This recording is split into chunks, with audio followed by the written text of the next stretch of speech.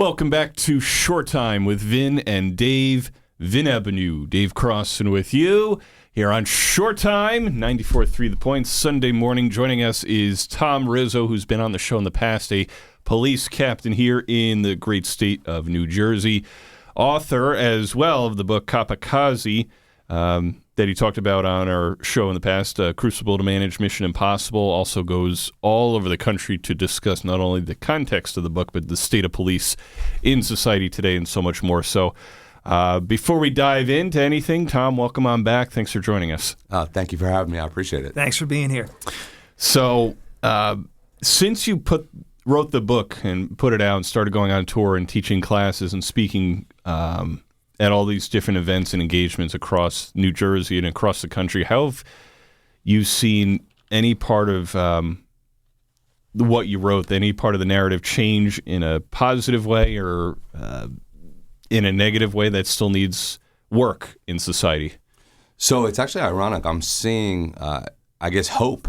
I'm seeing places that economics might not be the best, budgets might be under the same type of restraints that we see throughout the country. Yet morale in certain places, by simple means of empathy and connection, are causing robust recruitment initiatives. Again, and it's all free. It's not limited to resources.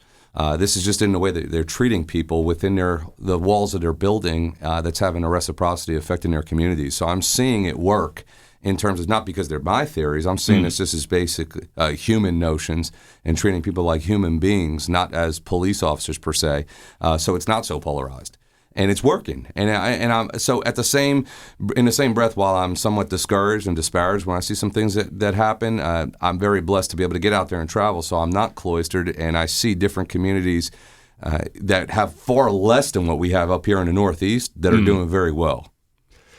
What are some of the biggest challenges that you've come across, or that you've thought of as you're traveling the road or talking to police in other states about any kind of challenges, any kind of issues that they're looking at internally, or how to deal with certain problems or issues in their own local communities? I see it as twofold, and a bifold problem is communication and connection, those two things. There's definitely a lack of communication, so that's why, obviously, the full-day class I teach is the ivory tower, because I talk about the disconnect. It's not because administrations are evil and the working class is being disparate. It's just that disconnect. Right. I still think overwhelmingly administrations mean well, but again, they're being communicated by oversight committees, legislative bodies, politicians who don't necessarily have any type of stakehold in the application, the practical application of these policies. And then that's being poorly communicated to the ground level troops, who then fail in their endeavors to, deploy these tactics in the field. And yet they're then the ones to have the darts thrown at them, when in fact the connection to the so-called people we're supposed to be serving is what's being sacrificed. So I'm seeing that the communication and the connection are interrelated. I think that it's failing us for certain.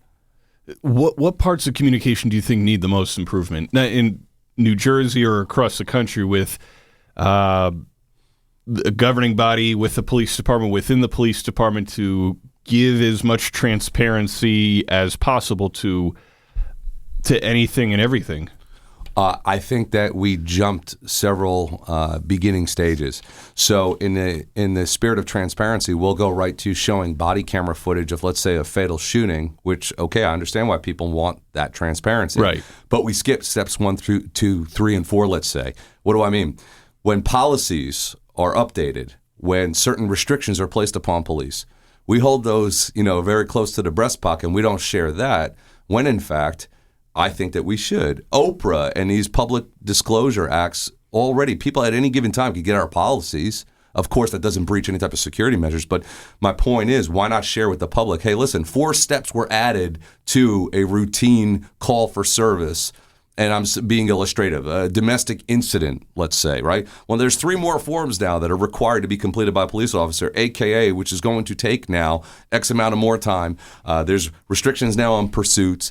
Let's share this information so the public does not get frustrated when they see us acting in a certain way. when we're asking certain questions, so I guess what I'm trying to say is my definition of transparency is being transparent. Good point. In the beginning, in both the pros and the cons. Right. It's not complaining. It's not throwing legislations or attorney generals or politicians under the bus. It's just being transparent.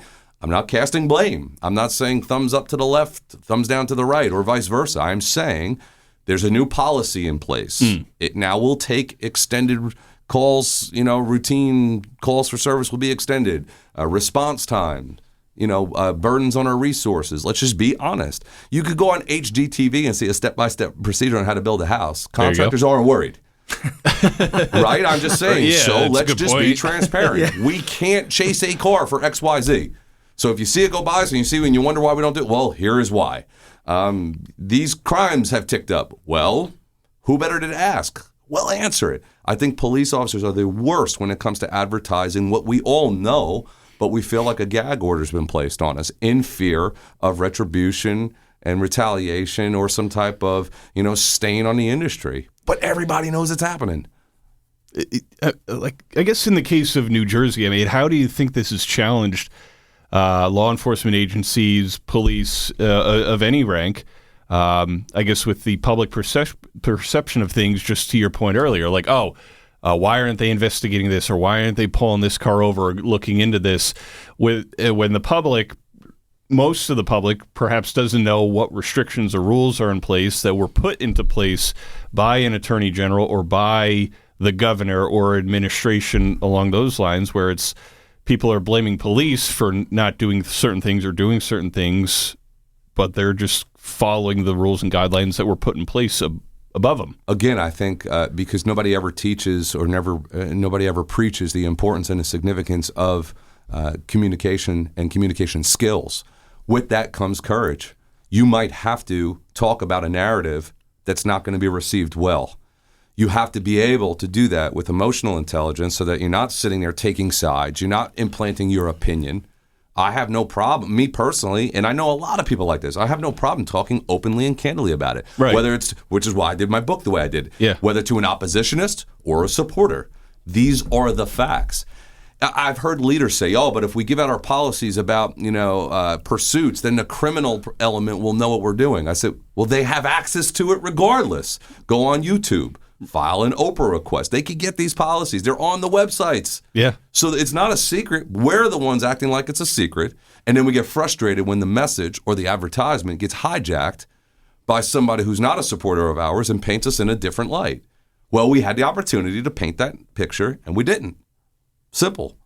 I just think just painting the accurate picture, not taking sides, not throwing shots at each other. Yeah. Let's just talk about it. This is what we can do. This is what we can't do. Do you think that there should be more transparency when a change does happen, a change in policy, a change in rule for what police have to go through by a governing body, whether it's a local governing body or the state, the governor, attorney general, whoever's putting these into place, that they should tell the public everything instead of just saying, this happened, so this is why we're doing it? I think, well, listen, I can only talk about the state of New Jersey, let's say, right. But that is advertised. They don't hide it. I think it's the police department specifically that need assistance in how to market this. And what I'm saying is, if you go on Facebook, everything now, let's talk about the modern era. It's all about Facebook and LinkedIn and Twitter.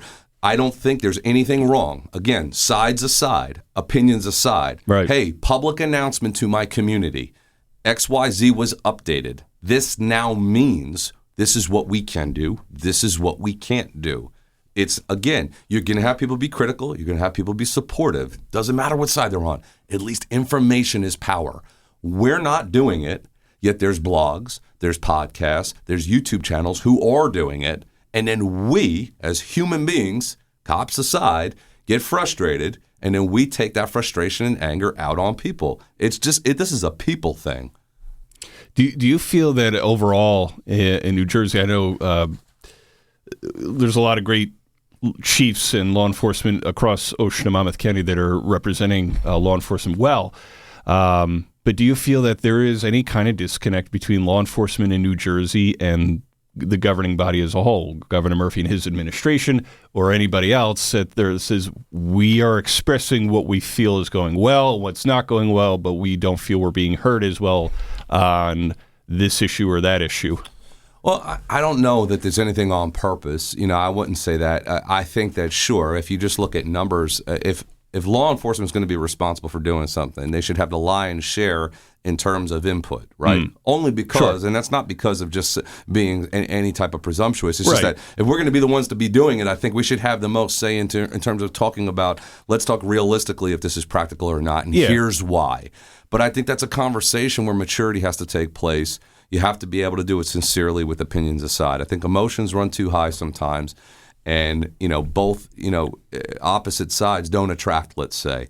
But no, I think that there's a disconnect in terms of, again, that we've caused ourselves. If we don't communicate it ourselves as to why this isn't working or why this would work better, but instead we talk about it around a campfire, I'm talking about police personnel, then we're not doing any good.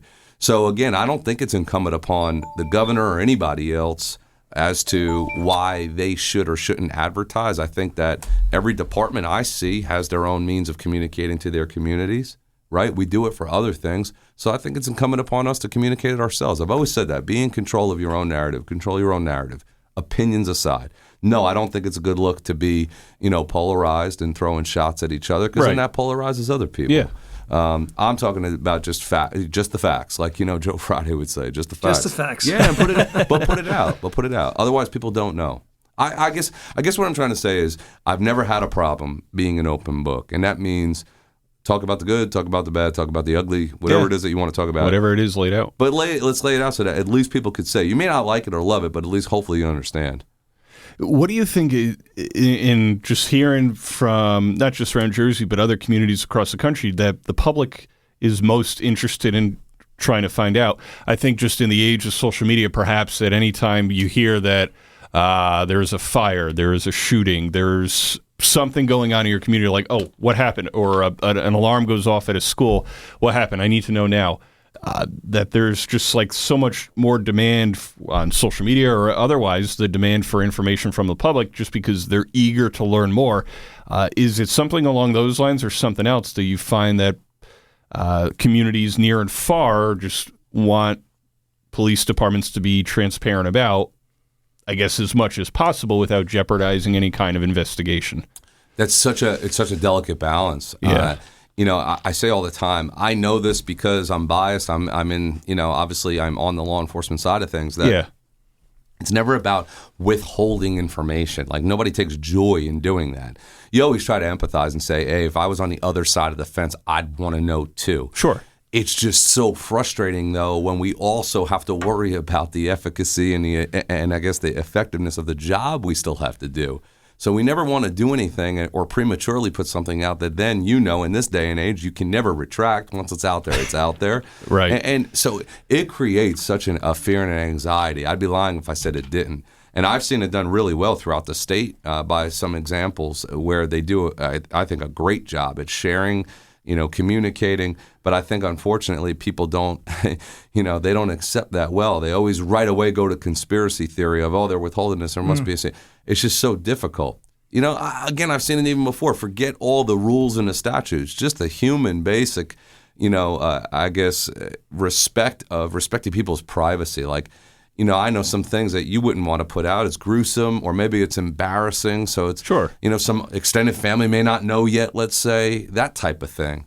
But unfortunately, that falls short of what people accept nowadays. So I think that's created a burden for sure. Do you find, and just across the country as well, do you find that law enforcement feels pressure to release any kind of information just to satisfy the masses, so to speak, in any case? I think not to satisfy the masses, because I think that the culture, the industry as a whole, and I'm being very careful here to speak as a culture and an industry by myself, but I would say no. I think that we've given up on that it's going to satisfy anything. This belief or this opinion has become now, in my opinion, a reality that we feel as if you're damned if you do, you're damned if you don't. Go ahead, release it, then you get criticized. Don't release it, then you're hiding something. It's like, my goodness, it doesn't. Then you do release it, and it's still, it's not like, okay, it's admonished now. Here it is, clear cut. Yeah. You're seeing it right unfold in front of you, Right. and you still don't get that some type of like, okay, I've been vindicated now. They'll say, anybody with a set of eyes and ears can watch this and say, oh, we understand. We wait for that. Drum roll, please, but the show never goes on. And I'm telling you, it happens all the time throughout the country where, you see it from a distance and you'll say, oh, come on, that's clear cut. Anybody who sees that will say they understand why the police did what they did or didn't do what they didn't do. Yeah. And then all of a sudden you wait. That next segment's on the weather, though. So you're like, all right, I guess we're not going to talk about that. So that's the frustrating point, sure. So the pressure to do it, sure. Knowing that, feeling it's going to satisfy anybody, surely not. No way. No way. Sometimes I feel like just with anything in life, there's just no satisfying certain people. No. People are just, oh, that's not good enough. I need more. Like, but I have to tell you sincerely, though, something like that, so minuscule, so small, goes miles to the morale and the support and the culture. When you have somebody, again, I'm not talking about, a blue line parade. Right. I'm saying just something so simple as to, hey, listen, I'm critical when they go bad, but for this one, I'm supporting them. In my opinion, they did everything professional. They did it right. They did the best they could. My goodness, hats off. It goes miles. It goes miles.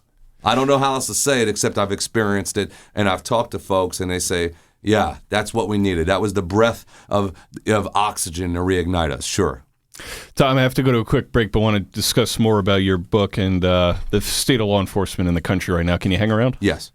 More Short Time with Vin and Dave and Tom Rizzo, author of Kamikaze, A Crucible to Manage Mission Impossible, and a police captain here in New Jersey right after this on 94.3 The Point. Hi, this is Christy Pierce-Rampone, former U.S. women's soccer team captain, Olympic gold medalist, World Cup champion, and Point Borough High School alum. And you're listening to Short Time with Vin and Dave on 94.3 The Point. Tune in for some real conversation with Dave and Vin. You don't want to miss this.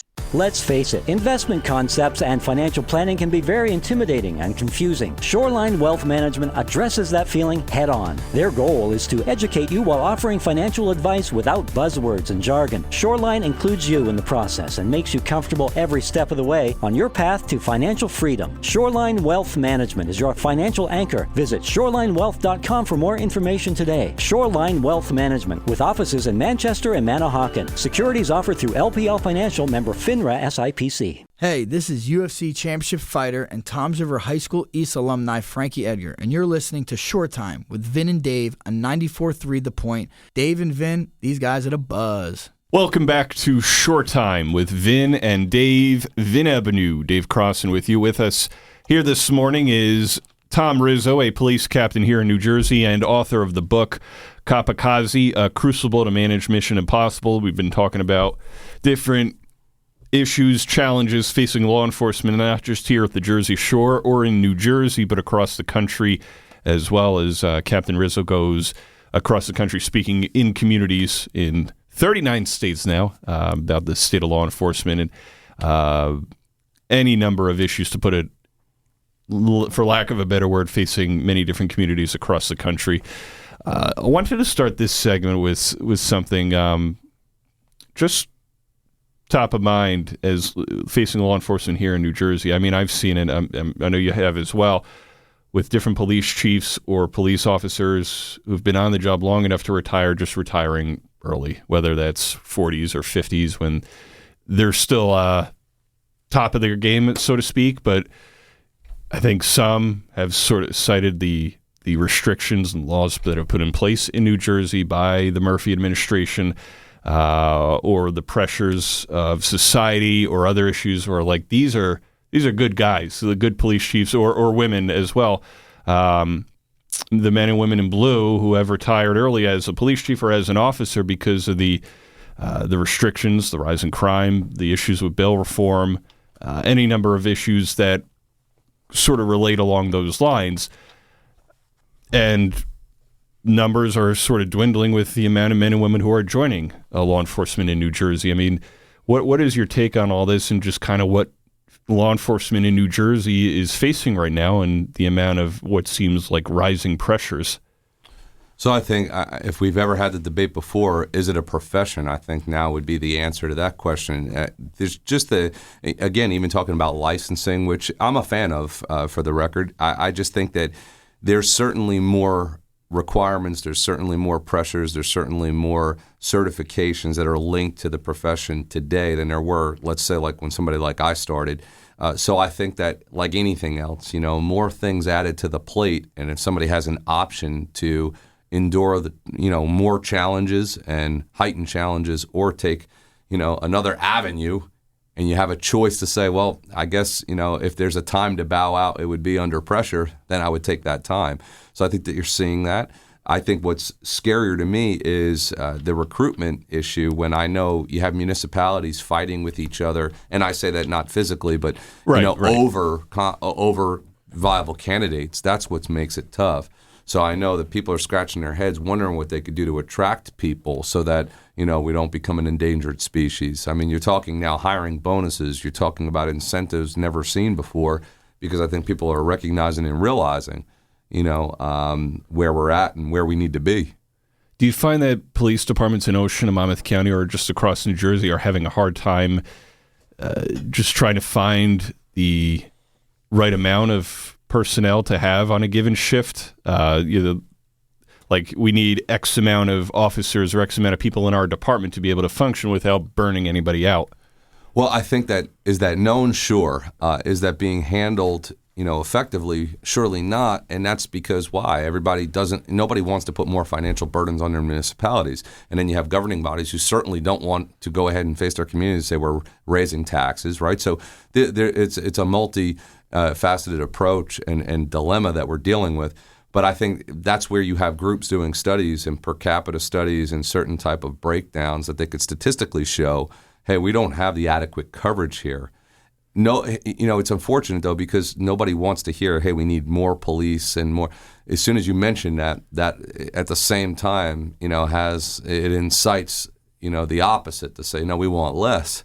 So I think it's a very special issue that has to be handled delicately.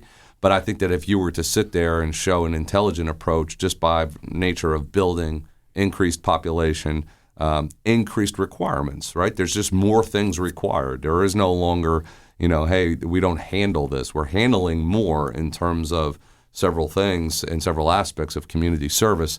So you need the personnel to handle that.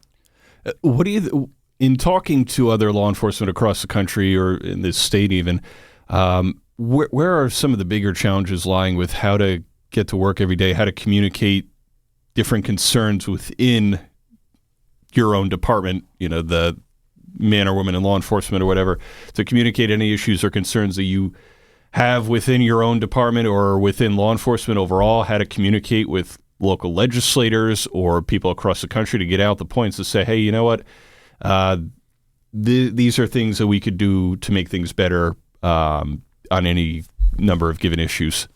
Again, I think it's just fear of reprisal and being cast out as a certain that you're trying to go against folks. If I think right now people are so worried about just stating something just based on opinion, they could rationalize and say this is where I'm coming from. It's not to again get anybody upset. It's just to say, look, we have a great idea. Maybe we could try this. I just think that the basic communication and dialogue has been broken. While technology has given us the ability to do this, there's no excuse for it. We can share ideas, we can network, and we can bounce things off each other.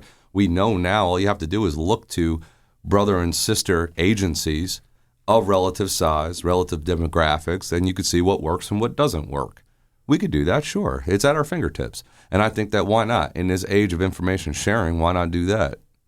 Do you find that officers first on the job, let's say they just got hired or maybe in their first couple of years are anywhere too, just not just around here but across Jersey or the country, that they're sort of hesitant about speaking up or saying things because they know or they feel that, well, hey, I've only been on the job for X amount of time, nobody will listen to me anyway, so I'll just kind of do as I'm told.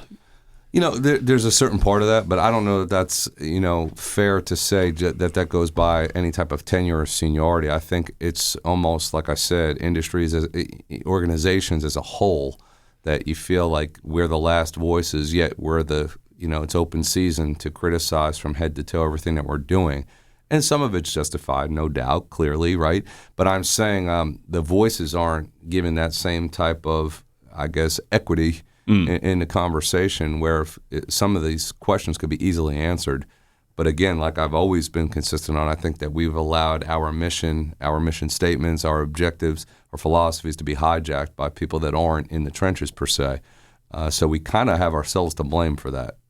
What do you think should be done to help, clarify any mission statement, any department guidelines that any police department anywhere is putting together, not just for the public, but for their own inter-department communication? What kind of improvements can be done to make things better, easier, more effective overall for any number of practices? So I've openly said this, and I've taken some criticism for it, and I welcome it. I think not because, again, I think it's purposeful, not because I think this is evil intent on the part of administrations, but right. I think that they are so desperate to appease the communities at large, and I'm not saying that's not significant, that they sacrifice, and they do it backwards, that they worry about their outward communication first before the inward communication has to occur. So I've always said, if you take care of what's happening within the four walls of your building, I think that will then transcend into the four corners of your community. When the information is shared, when the message is internalized, when the empathy is shared within the hallways of a building, again, it's like oxytocin, right? It's contagious. That will then be employed out on the street. You can't, and again, that's why the one chapter in the book is called Jekyll Hyde. You can't have it. We're inside the building, we're stabbing each other, again, philosophically. Right. But then expect an empathetic connection with the community out there. It's just not going to happen, right? You're asking people to wear two faces, and I think that's impossible. Again, I'm not saying it's purposeful. Right. I'm saying I think it is kind of forsaken because, oh, yeah, he knows what we have to do. Oh, yeah, she knows what we have to do. Oh, they know what we have to do. They were given the policy. They were given it in email. They were trained. And I could tell you, when that message or when the culture is not internalized first, I think it then gets confused when it's being deployed out in the field. Whether it's something internal or public perception, whatever it is, what are some of the biggest challenges facing law enforcement today? I mean, how difficult is it with whatever office, whatever rank you are, how difficult is it? What are some of the challenges facing law enforcement today that I know you've been in law enforcement for 22 years, but what are just some of the challenges in New Jersey or across the country that are making things, like the book, A Crucible to Manage Mission Impossible? What are some of those challenges that you think there's not enough conversations about or not enough active solutions being put into play? I just think what's, literally sitting in front of you is obvious. Recidivist offenders that, again, this isn't casting a judgment on an individual. Right. It's casting judgment on a behavior and a pattern of behavior. So the same way that people could say there's certain patterns of behavior that a man or a woman shouldn't be a police officer because they've exhibited certain patterns of behavior, well, there's certain individuals that have exhibited patterns of behavior that they shouldn't be able to be given the opportunity to go ahead and do that same thing again. So I think while it applies to us and we're accepting that challenge now with the oversight, with all the mechanisms in place to weed out these ones, I think it would only be a fair conversation to say, well, why don't we do that same thing with the offenders who are committing these heinous crimes and offenses repetitively? Right. And then we are the ones who are suffering the disparaging remarks from the public. Why aren't you doing more about this? So it puts us in a very delicate situation where we don't want to be caught saying, well, that's because politician A or politician B. You don't ever want to do that, even if that's the way we feel. You don't want to do that because then what are we doing? We're just pitting more people against each other. Nobody wins. Good point. So I'm not a fan of that. I've never been a fan of it. You're never going to hear me say thumbs up to this one, thumbs down to that one, because I'm just not a fan of it. I'm saying, though, we always say yes to the deal, per se, and shake hands when it seems like it's simultaneously increased oversight and accountability, simultaneously cut them loose Bruce on the enforcement perspective of it. It just doesn't make sense. Do you feel that there's rising pressures from the public, from society to do more or to do less in any way? And is that frustrating in any way, just going to work every day? Or in any conversations that you've had with any number of people in law enforcement? What's frustrating for me is, as I alluded to before, I visited some of the hot spots in the country that have been under the most scrutiny. And I could tell you, if you just walk the streets and you talk to who I call the people, and most people standard, what? Most people are good. Most people are good. There's people who live in certain areas that say openly, honestly, that, yeah, they want police there. They want police doing their job. They want to be treated with human dignity and respect, of course. But however, again, their message then gets hijacked. So I just think that it's the ones with the most, I guess, input that is not fair and it's not equitable, and I don't think it's representative of what most people want. I think if you were to do blind polls and surveys, I'm not saying it's whether or not people are fans of police or not. I think, but fans of what police were meant to do, and that's to, prevent crime and apprehend violators and offenders. Yeah, that's what people want. I don't think Without a doubt, right. I don't think they want their stores being smashed Right. and goods stolen. Those are people who are business folks, right? Doesn't mean if they support the police or not. Their goods Right. now are taken off their shelves. I don't think people want their cars stolen. No, I imagine not. But here we go. But you see how the Yeah. message gets hijacked. What's the Right. message that you see? We'll make sure you lock your car. While I don't disagree with that, clearly, I was taught when I was 4 years old, don't take something that doesn't belong to you. Right. Right. Sure. No. We can't say that. That's just automatically skipped. And I'm like, well, that's kind of crappy. We just now pass this burden onto the victim. Right. Very true. And I'm like, you want to at all mention that the violator in this, this is the 13th time he or she has done it, and they haven't even reached the age of 15? Do you want to have that conversation? I mean, so this is what I mean. If we're going to have the conversation about being critical of police response, we're going to have the conversation being critical of, citizens' behavior as far as not locking their stuff up or putting themselves in precarious situations, I think we should also have the conversation about the offender.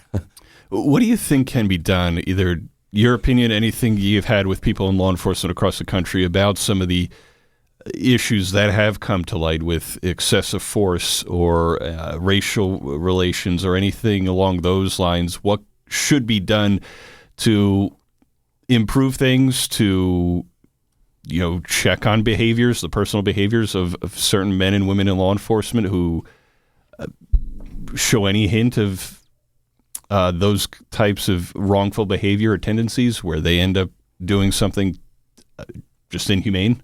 Well, I mean, let's be fair. These oversight mechanisms have not only been in place for a bit, they remain.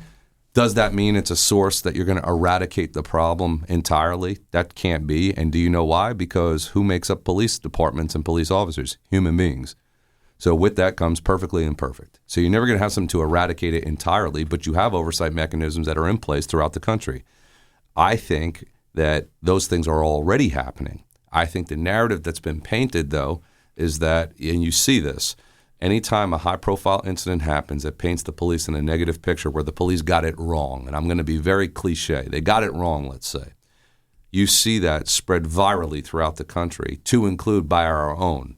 We speak out and we say we condemn this behavior, and I'm not saying that we shouldn't do that.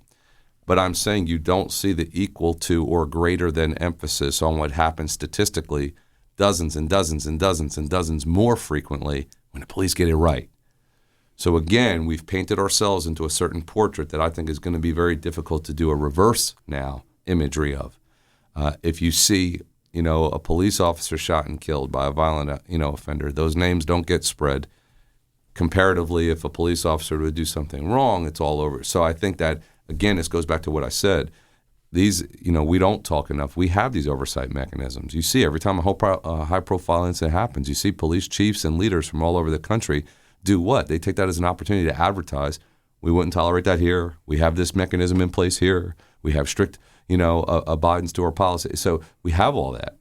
So I think those things are already in place. We get trained. We get, it's mandated training. It's not like these things aren't happening. Of course they are. Of course they are.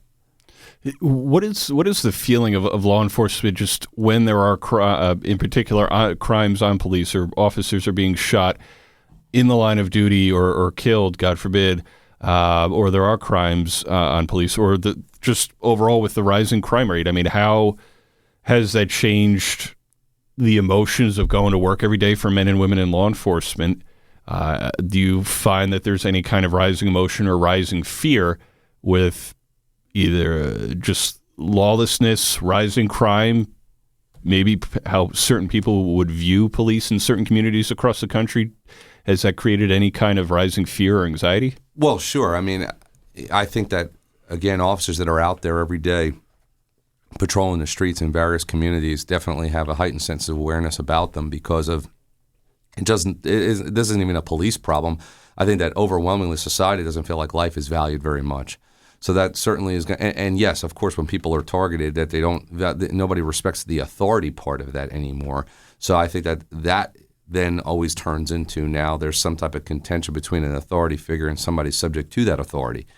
So I think that, sure, that creates that heightened sense of awareness. What worries me more is when that becomes personalized. And again, that then turns into normal routine interactions, being abrasive, being cynical, because the chip on the shoulder per se. Or just the mere fact that somebody is just working off of anxiety, which is, I think, understandable. Right? I mean, we see that on the flip side of it, and there's certain people who feel as if they get anxious when they deal with the police. Well, I think that the police are now showing, whether we want to deny it or not, we're showing that boomerang effect right back. I think there's a certain sense of anxiety, and that's being, overtly displayed. Sure. Tom, last question this morning that I have. We've talked about it last time you were on the show, and just in other conversations in the past as well. When it comes to support for police, and I know that you cover this in a chapter in your book, and you touched on it earlier in our conversation here. But in terms of people showing support for police, signs, talking about it in conversation, I mean, how does it make you feel? How does it make law enforcement feel to know that there are people out there either hanging the blue flags outside their homes, or putting the bumper stickers on, or showing all these signs of support?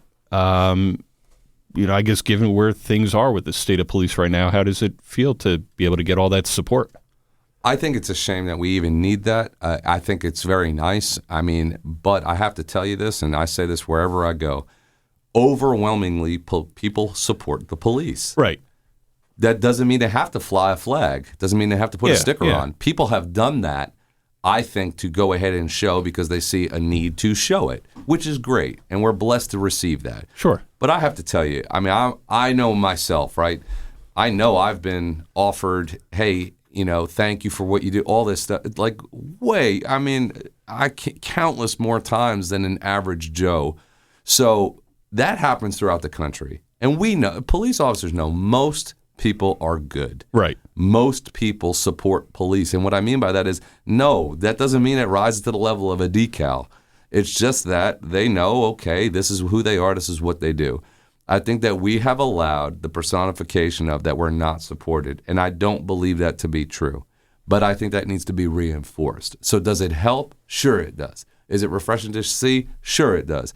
But not at the cost of diversifying us worse or polarizing us worse. Right. So I think it's one of those things, we could do it just by mere fact of in social circles, when a conversation's had, this jerk cop did X, Y, Z, and you could say, well, you kind of deserved X, Y, and Z, or you know what I mean? Point, yeah. We can help that in social circles, and I think it all goes back to what I always say, Vin. It's in communication, right? Taking the badge and the shield away from us, and having the heart and the brain operate first. And I think a lot of people, to your point, they want to show more support because they do see what you're going through, and they do see the different perceptions out there that aren't accurate, and they want to say, hey, thank you, and give you that extra love, so to speak. And I think, but to your point, you're not looking for it, but I think people may say, hey, I want to just because I see what you're going through. I stopped and I helped a trooper out on an interstate with somebody that had trouble with their vehicle, and the person was so appreciative, and they said, my goodness, can I at least get you guys coffee, something like that. And it was funny, the trooper cracked up because I was like, I tell you what you could do? And the person looked at me and I said, the next time you're involved in a social circle and anything comes up of law enforcement, I don't care how terrible it is, all I want you to say is this one time that you dealt with the police, they were really helpful and really cool to you. Can you do that? Fair enough. They go, fair enough. That's easy. I went, great. Sure. Sometimes it's all it takes. It's all it takes, just man. a Word little of mouth, conversation. right? Word of mouth. Spread the word. Word of mouth. That's it. Tom, I appreciate you coming on here again to talk about what's in your book, but just kind of the state of law enforcement across New Jersey and the country right now. Yeah. But appreciate you coming on, and you're definitely always welcome back on. Thank you. I appreciate you. Thank you for coming in this morning. Thank you. That is Tom Rizzo, police captain here in New Jersey and also author of the book, Kapakazi, A Crucible to Manage Mission Impossible. You can check it out on Amazon or wherever you find books. It is an absolutely great read, to say the least. So Tom did a great job putting that book together. So check it out. More Short Time with Vin and Dave coming up next on 94.3 The Point. Hey, this is Tony Gaga. You need a radio guy. You got to go to the radio guys that I go to. Vin and Dave on 94.3 The Point. Whether you're in the early stages of investing, getting ready to retire, or planning your estate, you need a financial planner who will guide you on a clear path with honesty and transparency. Shoreline Wealth Management understands that you're more than your money, and they strive to help you realize your best life as they align your finances with your goals. Best of all, Shoreline's straightforward approach will include you in the process. Shoreline Wealth Management is your financial anchor, committed to helping you weather life's storms. Visit ShorelineWealth.com for more information today. ShorelineWealth.com. Securities offered through LPL Financial, member FINRA SIPC. Hi, this is high performance executive coach Dana Cavalier and former director of strength and conditioning for the New York Yankees. And you're listening to Short Time with Vin and Dave on 94.3 The Point. It's always great to hang with champions, and these two guys are champions.